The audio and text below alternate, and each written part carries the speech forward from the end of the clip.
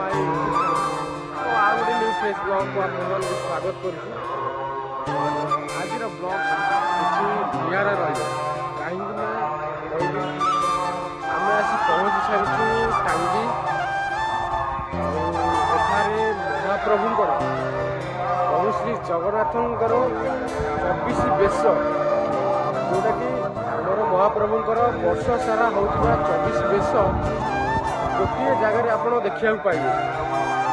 तो ता सहित यज्ञ भजन संध्या सांस्कृतिक कार्यक्रम आरंभ हो सारी आम बर्तमान आसी पहुँची सारी टांगी हाईस्कल पड़िया आप देखेबी जगन्नाथ से 24 बेश अलरेडी काली माने 5 तारीख स्टार्ट हो सारा। आज आप शेयर करी आज वीडियो कौन रहा कौन ना चलते जा जगन्नाथ 24 बेश आपण पाखक शेयर कर चलते वीडियो स्टार्ट कर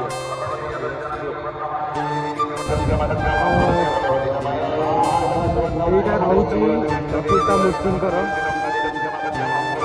24 बेश प्रदर्शन गेट रही सेपटे यज्ञ सहित 5 रात्र महोत्सव हबार योजना रही।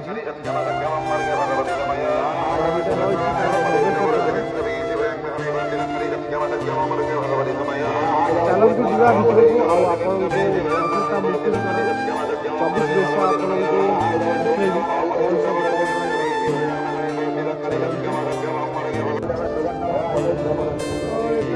सांस्कृतिक कार्यक्रम आयोजन कर आयोजन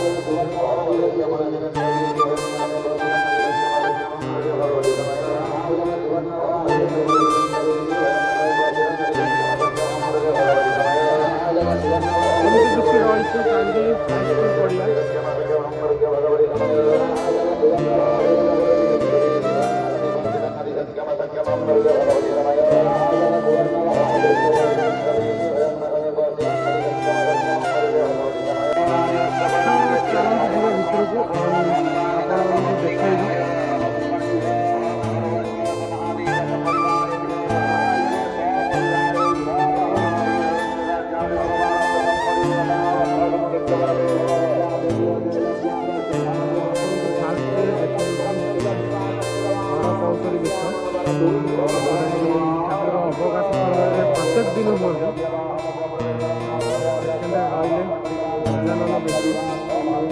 जोटा कि महाप्रभु ज्येष्ठ पूर्णिमार बड़ सिंगार जोटा कि रात्र बहुड़ समय प्रतिदिन हुए रही सुनाबेश जोटा कि आम रथयात्रा समय रथ ऊपर महाप्रभु ये बेश होता आसला चंदन लगी बेश जोटा कि वैशाख शुक्ल तृतीया ठारू ज्येष्ठ शुक्ल पर्यंत चतुर्दशी बेश। आसला बड़बदी बेश जोटा कि भाद्रव कृष्ण दशमी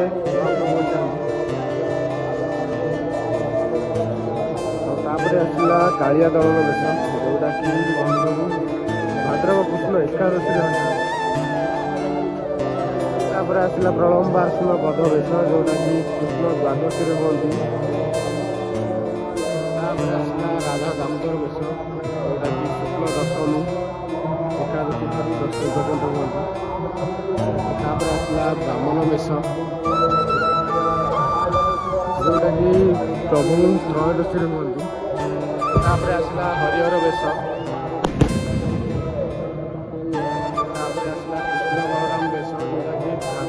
कृष्ण त्रयोदशी आसला लक्ष्मी नारायण बेश जोटा कि कार्तिक शुक्ल एकादशी हमें ଚୂଡ଼ା ବେଶ ଯେଉଁଟାକି ଶୁକ୍ଳ ଏକାଦଶୀରେ ହୁଅନ୍ତି। ତାପରେ ଆସିଲା ଲକ୍ଷ୍ମୀ ନୃସିଂହ ବେଶ ଯେଉଁଟାକି ଏବେ କାର୍ତ୍ତିକ ମାସ ଶୁକ୍ଳ ପକ୍ଷ ଚତୁର୍ଦଶୀ ଦିନ ମହାପ୍ରଭୁ ବେଶ ହୋଇଥାନ୍ତି। ତାପରେ ଆସିଲା ଶ୍ରାଦ୍ଧ ବେଶ ମାର୍ଗଶିର ଶୁକ୍ଳ ଚତୁର୍ଦଶୀ ଠାରୁ ହୁଅନ୍ତି। ତାପରେ ଆସିଲା ନାଗାର୍ଜୁନ ବେଶ ଯେଉଁଟାକି ଆମର କାର୍ତ୍ତିକ ମାସ ପଞ୍ଚକ 6 ଦିନ ପଡ଼ିଲେ ଅଧିକ ଦିନରେ ହୁଅନ୍ତି। ତାପରେ ଆସିଲା ଘୋଡ଼ ଲାଗି ବେଶ ମାର୍ଗଶିର ଶୁକ୍ଳ ଷଷ୍ଠୀ ଠାରୁ ମାଘ ଶୁକ୍ଳ ଚତୁର୍ଥୀ ପର୍ଯ୍ୟନ୍ତ ହୁଅନ୍ତି। ତାପରେ ଆସିଲା ପଦ୍ମ ବେଶ ଯେଉଁଟାକି ମାଘ ଅମାବାସ୍ୟା ଠାରୁ ଶ୍ରୀପଞ୍ଚମୀ ମଧ୍ୟରେ ଯେକୌଣସି ବୁଧବାର କିମ୍ବା ଶନିବାର। ତାପରେ ଆସିଲା ନବାଙ୍କ ବେଶ ଯେଉଁଟାକି ଆମର ମକର ସଂକ୍ରାନ୍ତି ତା ପୂର୍ବ ଦିନ ହେଇଥାନ୍ତି। ତାପରେ ଆସିଲା ତ୍ରିବିକ୍ରମ ବେଶ ଯେଉଁଟାକି ଦେଖିଥିବେ ଆପଣମାନେ। ତାପରେ ଆସିଲା ମକର ଚୋରାଣୀ ବେଶ ଯେଉଁଟାକି ପ୍ରଭୁ ମକର ସଂକ୍ରାନ୍ତି ଦିନ ହୋଇଥାନ୍ତି। ତାପରେ ଆସିଲା ଗଜ ଉଦ୍ଧାରଣ ବେଶ ଆପଣମାନେ ଜାଣିଥିବେ ଏଇଟା ଯେଉଁଟାକି ଗଜକୁ ଉଦ୍ଧାର କରିଥିବେ। ଆପଣମାନେ ମାଘ ସପ୍ତମୀ ଦିନ ଏ ବେଶ ହୋଇଥାନ୍ତି। ତାପରେ ଆସିଲା ଚାଚେରୀ ବେଶ ଯେଉଁଟାକି ଫାଲ୍ଗୁନ ଶୁକ୍ଳ ଦଶମୀ ଠାରୁ ଚତୁର୍ଦଶୀ ପର୍ଯ୍ୟନ୍ତ ଏହି ବେଶ ହୋଇଥାନ୍ତି। ତ ଏହିପରି ଭାବରେ ମହାପ୍ରଭୁଙ୍କର ବର୍ଷକୁ 24 ପ୍ରକାରର ବେଶ ବର୍ତ୍ତମାନ ଆମ ଟାଙ୍ଗିଠାରେ ମହାପ୍ରଭୁ ଦର୍ଶନ ଦେଉଛନ୍ତି। ଆପଣଙ୍କୁ ଦେଖେଇଲି ସମସ୍ତ ବେଶ ଆଉ କେଉଁ ଟାଇମ୍ରେ ମହାପ୍ରଭୁ ଦର୍ଶନ ଦିଅନ୍ତି ଭକ୍ତମାନଙ୍କୁ।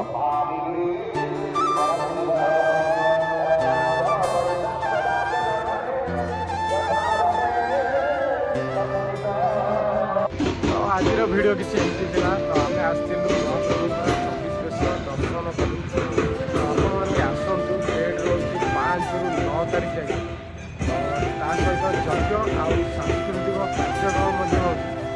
ତ ଆଜିର ଭିଡ଼ିଓ କିଛି ଏମିତି ଥିଲା। ଆପଣମାନେ ଆସନ୍ତୁ ମହାପ୍ରଭୁଙ୍କ 24 ବେଶ ଦର୍ଶନ କରନ୍ତୁ। ଭିଡ଼ିଓଟି କେମିତି ଲାଗିଲା କମେଣ୍ଟ ମାଧ୍ୟମରେ ନିଶ୍ଚୟ ଜଣାଇବେ। ସେଥି ପର୍ଯ୍ୟନ୍ତ ଆଜିର ଭିଡ଼ିଓ ରହୁଛି। ଜୟ ଜଗନ୍ନାଥ।